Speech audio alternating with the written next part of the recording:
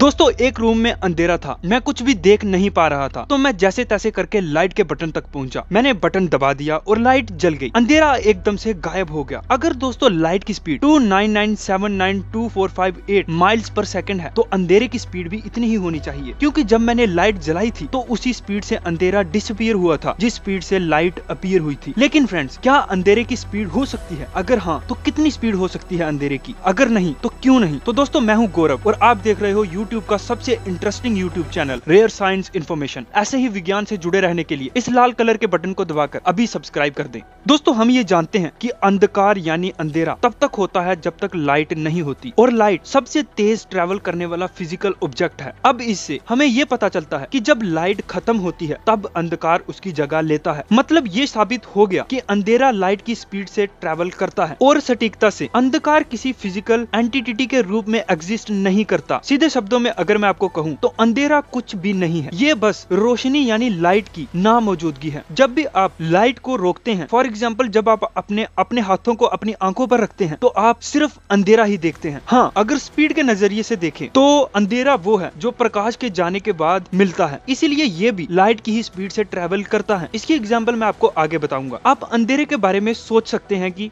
दोस्तों लाइट की last bit जाने के बाद भी आपको क्या मिलता है, जो कि लाइट की आखिरी किरण भी लाइट की स्पीड से ही ट्रेवल करती है, तो अंधेरे को भी वैसे ही करना चाहिए। अगर आप इस चीज को और सटीकता से समझना चाहते हैं तो आप इसे घर पर ही एक्सपेरिमेंट कर जान सकते हो। आपको लाइट के बोर्ड के पास खड़े हो जाना है रात में, यानी जिस समय अंधेरा हो, और लाइट को बंद करना है। आप देखेंगे कि जिस स्पीड से लाइट बंद होगी उसी स्पीड से अंधेरा उसकी जगह ले लेगा। अब एक की कटून है, आपको कुछ ज्यादा डिफरेंस नहीं लगेगा। लेकिन दोस्तों अगर हम इतनी तेज चीज को अगर हमने कैलकुलेट करना है उसकी स्पीड को, तो हमें बहुत ही सटीकता से देखना होगा और सेकंड्स के भी सेकंड्स में उसे देखना होगा, यानी मिली सेकंड्स में। लेकिन आप तो वो कर नहीं पाओगे क्योंकि आपके पास कोई भी वैसा गैजेट नहीं है। तो इसीलिए आप अगर बहुत ही ध्यान से देखोगे तो आपको पता चलेगा कि दोनों की स्पीड लगभग सामान्य ही थी। अब दोस्तों इसमें एक और बड़ी उलझन है। अगर सूरज अपनी लाइट खो देता है, यानी चमकना बंद कर दे, तो वैसे ही पृथ्वी पर अंधेरा हो जाएगा। पर लाइट को यानी सूर्य की रोशनी को पृथ्वी तक पहुंचने में 8 मिनट 9 सेकंड लगते हैं। यानी अगर सूरज अपनी रोशनी खो देगा तो उसका पता हमें 8 मिनट 10 सेकंड बाद चलेगा, क्योंकि जो रोशनी की लास्ट किरण होगी और जो लास्ट बार सूर्य की चमक से निकलेगी वो पृथ्वी तक पहुंचते पहुंचते 8 मिनट 9 सेकंड लगा देगी। हाँ, कुछ केसेस में लाइट की स्पीड ज्यादा होती है अंधेरे से, और कुछ केसेस में अंधेरे की स्पीड होती है लाइट से ज्यादा। लेकिन दोस्तों जो कि अंधेरा कोई ऑब्जेक्ट नहीं है, कोई भी फिजिकल चीज नहीं है, तो हम ना तो इसकी स्पीड माप सकते हैं और ना हम इसको किसी फिजिकल ऑब्जेक्ट के रूप में ले सकते हैं। अगर दोस्तों आपको ये समझ नहीं आया तो आप इसे ऐसे समझ सकते हो कि अंधेरा कुछ भी नहीं है। ऐसा हो सकता है कि अंधेरा कोई ऐसा रंग हो जिसे कि हम ना देख पाएं, लेकिन